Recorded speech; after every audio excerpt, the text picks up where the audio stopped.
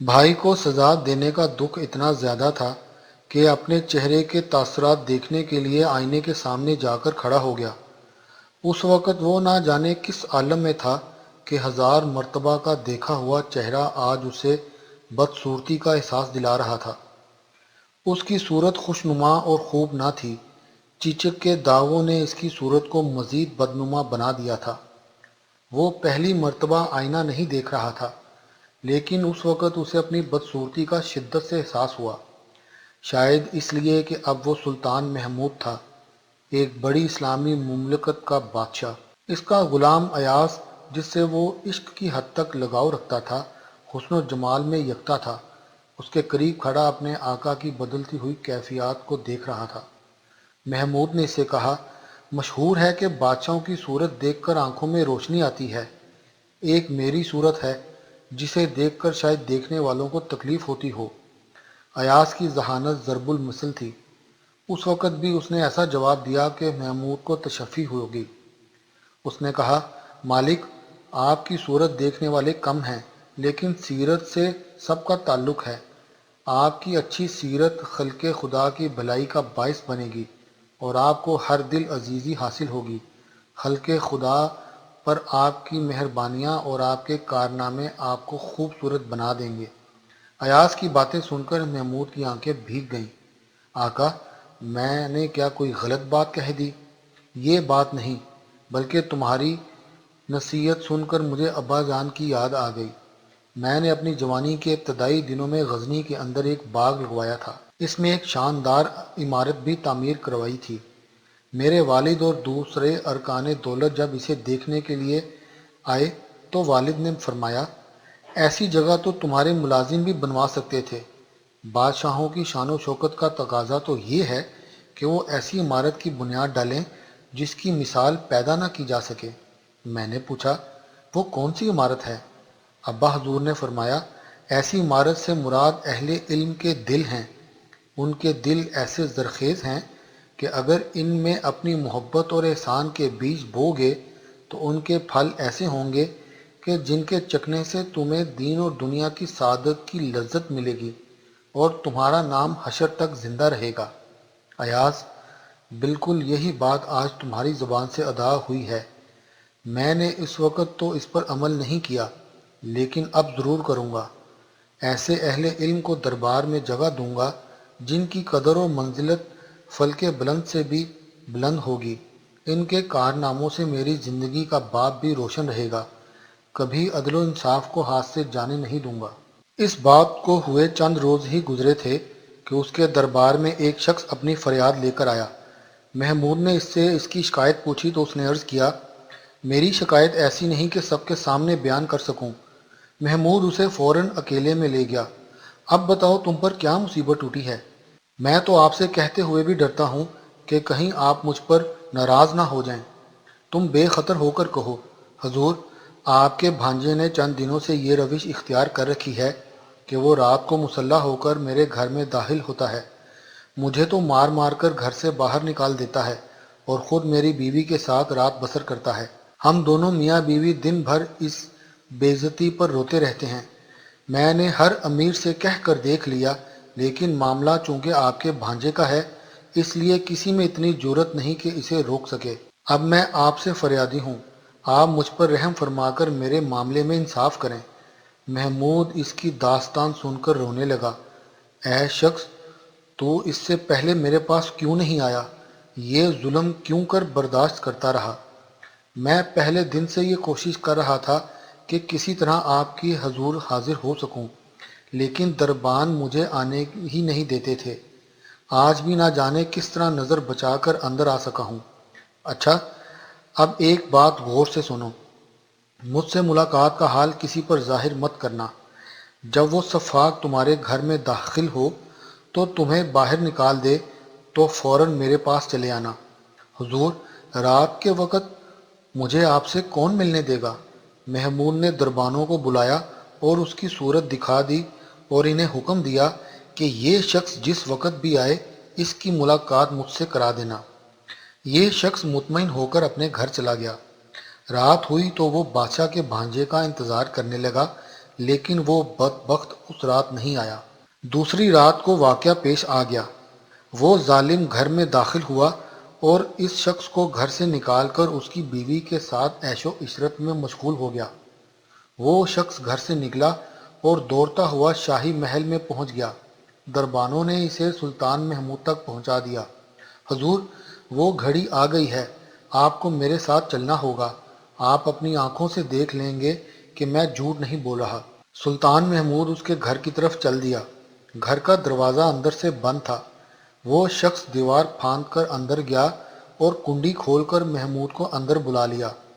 محمود نے دیکھا کہ اس کا بھانجا بستر پر بے خبر سو رہا ہے اور اس شخص کی بیوی اس کے قریب بیٹھی سسکیاں لے رہی ہے۔ محمود نے سرہانے رکھی شمع کو ہاتھ بڑھا کر بجھا دیا اور اپنا خنجر نکال کر بھانجے کا سر اس کے تن سے جدا کر دیا۔ اگر تیرے گھر میں پانی ہے تو فوراً لے آ تاکہ میں اپنی پیاس بجھا سکوں۔ سلطان نے پانی پیا اور رخصت ہونے لگا۔ اب صبح ہونے کو ہے، میرے سپاہی آ کر اس بدبخت کی لاش یہاں سے اٹھا لیں گے، اس وقت تک تو اس ناپاک وجود کو برداشت کر لے۔ وہ جانے لگا تو اس شخص نے محمود کا دامن تھام لیا۔ بادشاہ وقت دین و دنیا کی نعمتیں آپ کو فیض یاب کریں۔ اس راز سے پردہ اٹھا دیجئے کہ شمع گل کرنے اور صفات کا سر تن سے جدا کرنے کے فوراً بعد پانی مانگنے میں کیا مصلحت تھی؟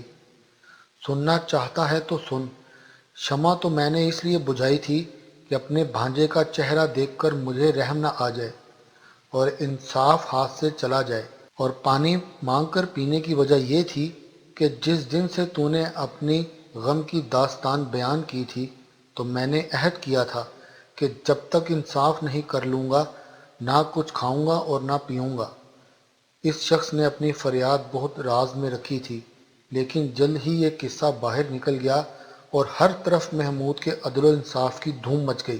کئی مواقع اور ایسے آئے کہ دادرس کو انصاف مہیا ہو گیا اور محمود کی مقبولیت میں اضافے کا باعث بنا۔ وہ اب ایسی شاہراہ پر چل رہا تھا جہاں اس کی ہر دل عزیزی اس کی منتظر تھی۔ اس نے علم و ہنر کی ایسی پرورش کی کہ اس کا دربار اس وقت کے مشہور شعراء سے آراستہ ہو گیا۔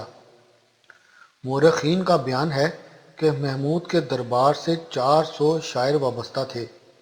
ان شعراء کو انعام و اکرام سے نوازنے میں بھی محمود کا کوئی مد مقابل نہیں تھا۔ چنانچہ مشہور ہے کہ اسائری نام کا شاعر جو رے سے غزنی آیا تھا، اس نے محمود کی شان میں ایک قصیدہ لکھا جس کے معاوضے میں محمود نے اسے 14,000 درم دیے تھے۔ فردوسی جیسا شاعر بے بدل اس کے دربار سے وابستہ تھا جس نے شاہ نامہ فردوسی تخلیق کیا۔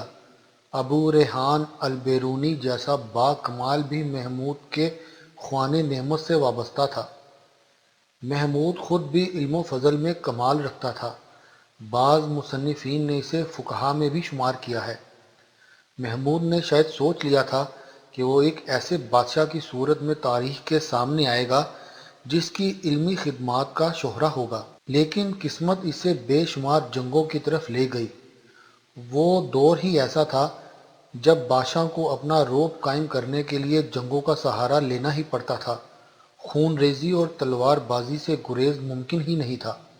محمود کے سامنے ایسے ہی حالات تھے جب وہ لشکر لے کر غزنی سے نکلا۔ امیر سبکتگین کے دور حکومت میں افغانستان کا کافی حصہ ہندوستان میں شامل تھا، یا وہاں کے لوگ ہندو راجاؤں کے باج گزار تھے۔ امیر سبکتگین نے راجہ جے پال سے کچھ علاقہ چھین کر وہاں اسلامی قوانین رائج کر دیے تھے۔ ان جنگوں میں خود محمود بھی شامل رہا تھا۔ سبکتگین کے دنیا سے اٹھتے ہی جے پال ان علاقوں پر دوبارہ قابض ہو گیا۔ جے پال کی سرکشی کی اطلاعات برابر غزنی پہنچ رہی تھیں۔ پھر وہ سردار بھی ولولایا کرتے ہوئے آ گئے جو پشاور اور آس پاس کے علاقوں میں متعین تھے۔ جے پال کے لشکر نے انہیں مار بھگایا تھا۔ سلطان محمود ان دنوں خراسان میں تھا کہ ان سرداروں نے محمود سے ملاقات کی۔ میں نے تو یہ عہد کیا تھا کہ تخت نشین ہوتے ہی ہندوستان کے راجاؤں سے جنگ کروں گا، لیکن دربار کی درستگی نے مجھے اس جانب متوجہ ہی نہیں ہونے دیا۔ شاید یہ اسی کی سزا ہے جو میرے سردار اس ذلت و خواری کے ساتھ مجھ تک پہنچے ہیں۔ میں ہندوؤں کے خلاف جہاد کروں گا اور غزنی سے ہندوستان تک اسلامی پرچم بلند کروں گا۔ اس دن کے بعد سے اس نے ہندوستان کے بارے میں معلومات جمع کرنا شروع کر دی۔ ان دنوں ہندوستان بے شمار چھوٹی چھوٹی ریاستوں میں تقسیم تھا۔ پنجاب اور سرحد میں جے پال کی حکومت تھی، چوہان اجمیر میں حکمران تھے، تومار دہلی میں، پوار مالوا میں، بھاٹیا قوم بھیڑا میں تھی، ہری پراس کنوج میں اور چنڈال بندیل کھنڈ میں حکومت کرتے تھے۔ یہ معلوم ہونے میں بھی محمود کو دیر نہیں لگی کہ ہندوستان میں مندروں کی تعداد ان گنت ہے۔ ان مندروں میں چھپی ہوئی بے پناہ دولت کے قصے بھی محمود کے کانوں تک پہنچے۔ سلطان مکرم، ہندوستان کے مندروں میں اتنی دولت ہے کہ ہماری سلطنت مالا مال ہو جائے گی۔ محمود کے سرداروں نے اسے ترغیب دینے کے لیے کہا، جنگوں میں مال غنیمت ہمارے ہاتھ لگتا ضرور ہے، لیکن ہم مال غنیمت کے لیے جنگ نہیں کرتے۔ میں نے ان جنگوں کا ارادہ اشاعت اسلام کے لیے کیا ہے، نہ کہ مال و دولت کے لیے۔ آپ لوگ مندروں میں چھپی دولت کی بجائے ہندوستان کے راجاؤں کی فوجی طاقت کے بارے میں مجھے بتائیں تاکہ میں اس معیار کی تیاری کر سکوں۔ محمود کے اس مطالبے پر ایک سردار اپنی جگہ سے کھڑا ہوا اور کہنا شروع ہوا، ہند کے راجاؤں کی مجموعی افواج کسی بھی حملہ آور کو شکست دینے کے لیے کافی ہیں۔ ان راجاؤں کا سب سے بڑا ہتھیار مست جنگی ہاتھی ہیں، جن کی سونڈیں دشمنوں کے سپاہیوں کو اٹھا کر پٹخ دیتی ہیں۔ راجپوتوں کی بہادری کا یہ عالم ہے کہ جب کمزور پڑنے لگتے ہیں تو اپنا تمام مال و اسباب اور بیش قیمت اشیاء، حتیٰ کہ اپنی عورتوں تک کو نظر آتش کر کے میدان میں کود پڑتے ہیں۔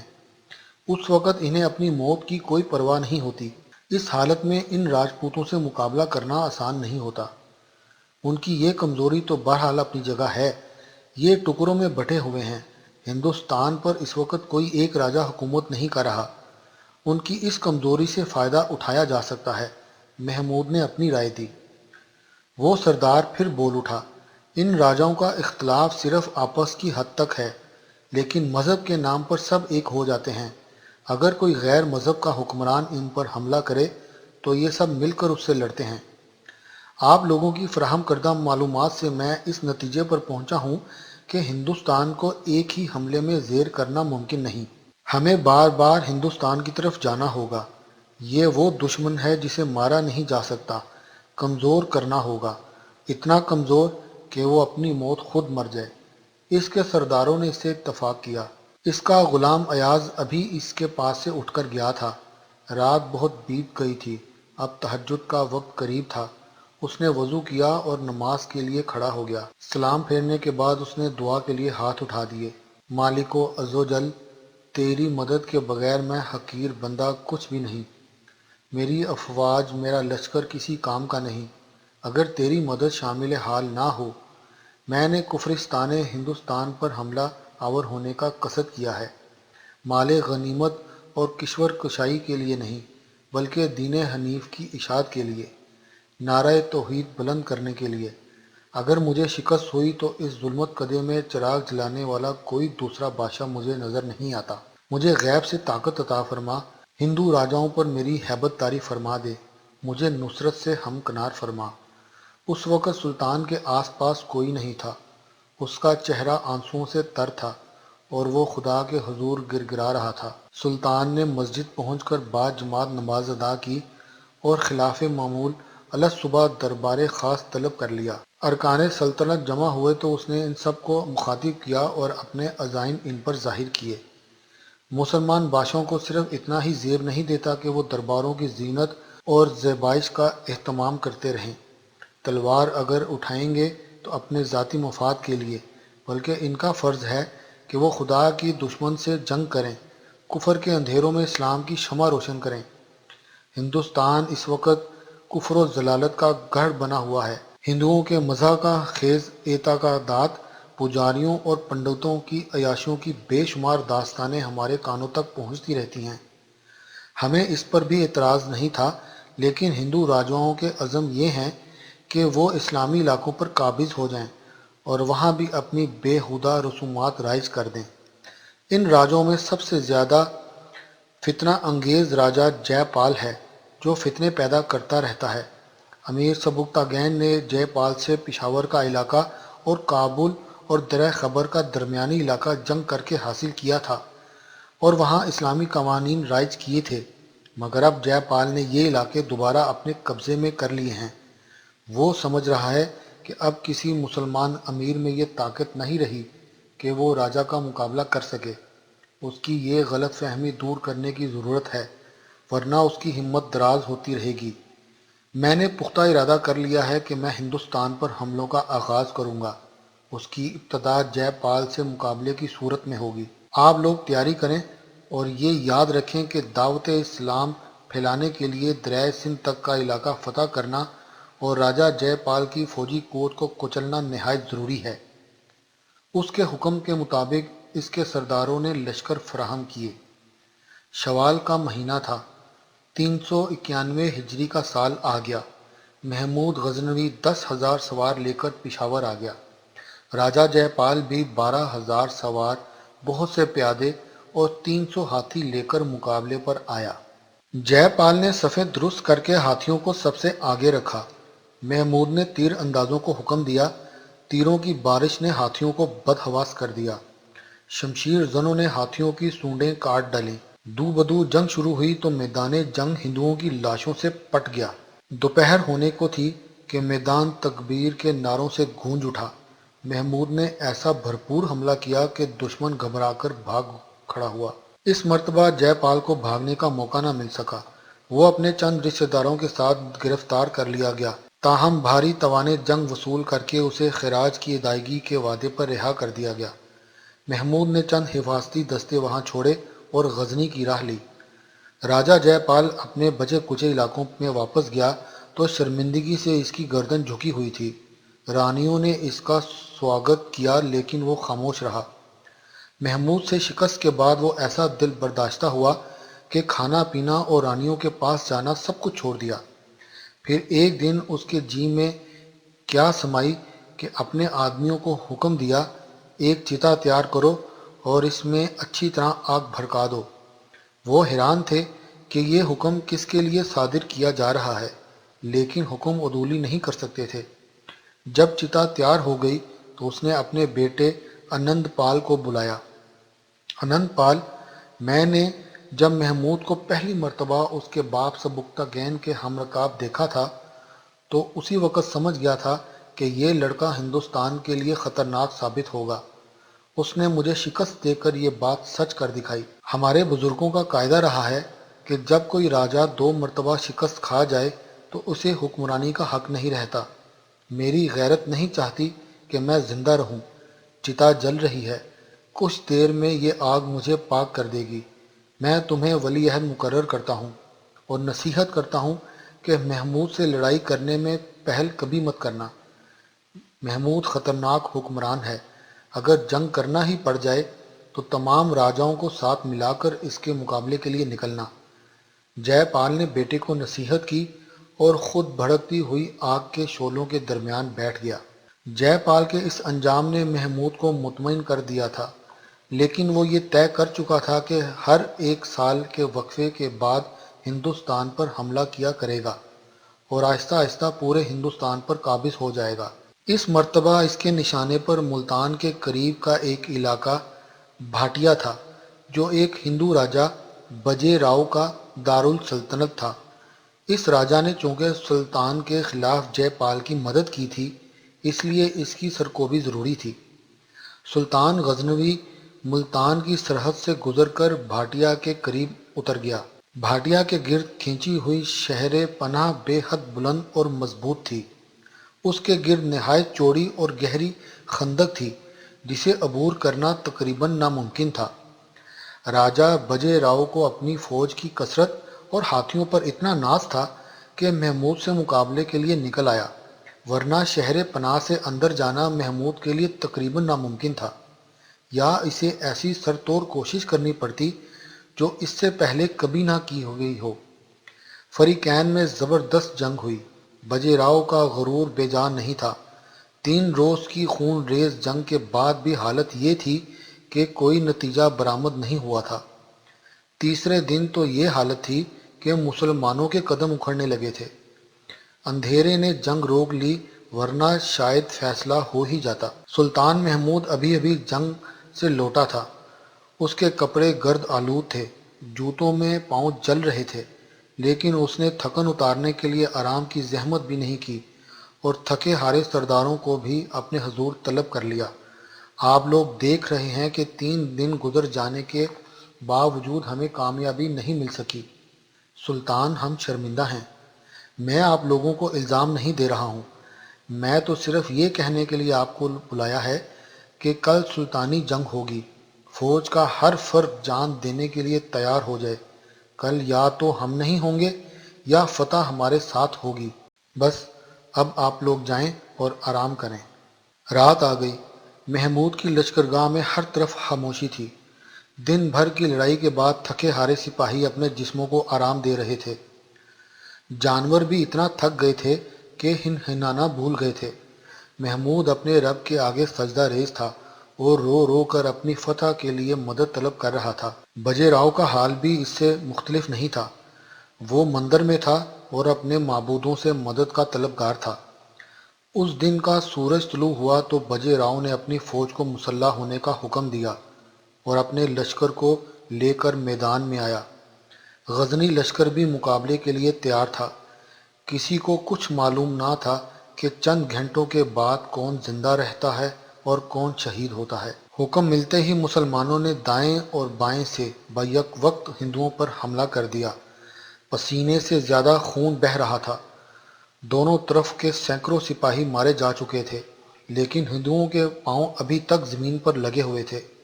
محمود قسم کھا چکا تھا کہ یہ جنگ کا آخری دن ہوگا، لیکن اب سورج چھپنے میں کچھ ہی دیر رہ گئی تھی اور فیصلہ ہوتا دکھائی نہیں دے رہا تھا۔ محمود نے نعرہ تکبیر بلند کیا اور اپنے کلب لشکر کو لے کر ہندوؤں کے کلب لشکر پر حملہ کر دیا۔ یہ حملہ اتنا زبردست تھا کہ ہندوؤں کا لشکر تتر بتر ہو گیا۔ ان کے قدم اکھڑنے لگے۔ محمود نے یہ دیکھ کر حملے میں مزید تیزی پیدا کی۔ بجے راؤ نے دیکھ لیا کہ نتیجہ سامنے ہے۔ اس نے اپنی بھاگتی ہوئی فوج کو ساتھ لیا اور قلعے میں پناہ گزین ہو گیا۔ اس کے اور محمود کے درمیان گہری خندق حائل تھی۔ محمود نے خندق کو پاٹنے کا حکم دے دیا۔ کئی دنوں کی کوشش کے بعد یہ گہری خندق اس قابل ہو گئی کہ اسے پار کیا جا سکتا تھا۔ بجے راؤ یہ سب کارروائیاں دیکھ رہا تھا۔ جب اسے یقین ہو گیا کہ محمود کے سپاہی خندق پار کر لیں گے تو وہ بدحواس ہو گیا۔ اس کے ساتھ جو لشکر تھا وہ دشمن سے لڑنے کی تیاری کرنے لگا، لیکن بجے راؤ نے بزدلی کا مظاہرہ کیا۔ اس نے اپنے لشکر کو محمود کے مقابلے پر چھوڑا اور خود رات کے اندھیرے میں اپنے چند خاص آدمیوں کے ساتھ فرار ہو گیا۔ بجے راؤ کے لشکر نے محمود کی فوج کو روکنے کی کوشش کی، لیکن جب انہیں معلوم ہوا کہ بجے راؤ فرار ہو گیا ہے تو انہوں نے قلعے کی دیواروں پر سفید جھنڈا لہرا دیا۔ محمود کسی خاص کوشش کے بغیر قلعے میں داخل ہو گیا۔ بھاٹیا اپنے تمام مضافات کے ساتھ اسلامی مملکت میں داخل ہو گیا۔ محمود کو اب بجے راؤ کی تلاش تھی جو مفرور تھا۔ محمود کے جاسوس ادھر ادھر گھوم پھر کر یہ جاننے کی کوشش کر رہے تھے کہ بجے راؤ بھاگ کر کہاں گیا ہے۔ اس مہم کے دوران اڑتے اڑتے یہ خبر ملی کہ وہ دریائے سندھ کے قریب جنگل میں چھپا ہوا ہے۔ اس کی تصدیق اس طرح بھی ہو گئی کہ ایک روز چند ہندو تاجر اپنے حق میں رعایتیں طلب کرنے کے لیے محمود کے پاس آئے۔ محمود نے ان کی باتیں بڑی توجہ سے سنی اور مہربانی سے انہیں کچھ رعایتیں دے دیں۔ یہ تاجر محمود کے رویے سے سخت متاثر ہوئے اور بجے راؤ کی شکایتیں کرنے لگے۔ مہاراج، بجے راؤ تو ہمارا ہم قوم تھا، لیکن محصول میں اتنی رقم وصول کر لیتا تھا کہ ہمیں گھاٹا ہی گھاٹا دیکھنا پڑتا تھا۔ اسے ہماری ہائے لگی ہے کہ اب سندھ کے جنگلوں میں خاک چھانتا پھر رہا ہے۔ تمہیں یہ کیسے معلوم ہوا کہ وہ وہاں ہے؟ آس پاس کے دیہاتیوں نے ہمیں یہی بتایا ہے۔ انہی کی زبانی ہمیں یہ معلوم ہوا ہے کہ بھاٹیا میں اب مسلمانوں کی حکومت ہے۔ ہم تو بہت ڈر رہے تھے یہاں آتے ہوئے، مگر آپ تو بڑی مہربانی سے ملے۔ اب اس میں کوئی شک نہیں رہ گیا تھا کہ بجے راؤ دریائے سندھ کے کنارے جنگل میں چھپا ہوا ہے۔ وہ ہمیشہ وہاں چھپا نہیں رہ سکتا تھا۔ اس سے پہلے کہ وہ وہاں سے چلا جائے، اسے تلاش کر کے گرفتار کرنا ضروری تھا۔ محمود نے اپنے لشکر کا ایک حصہ اس کی گرفتاری کے لیے روانہ کر دیا۔ یہ لشکر برق رفتاری سے روانہ ہوا اور جنگل میں داخل ہو گیا۔ بہت جلد ایسے آثار مل گئے جن سے معلوم ہوتا تھا کہ بجے راؤ یہیں ہے۔ بجے راؤ نے خطرے کو بھانپ کر یہاں سے بھی بھاگنے کی کوشش کی، لیکن محمود کا لشکر اس کے سر پر پہنچ گیا۔ اس نے جب دیکھا کہ فرار کا کوئی راستہ نہیں تو اپنا خنجر اپنے پیٹ میں گھونپ لیا۔ مسلمان سپاہیوں نے اس کے ساتھیوں کو گرفتار کر لیا اور بجے راؤ کا سر کاٹ کر محمود کی خدمت میں پیش کر دیا۔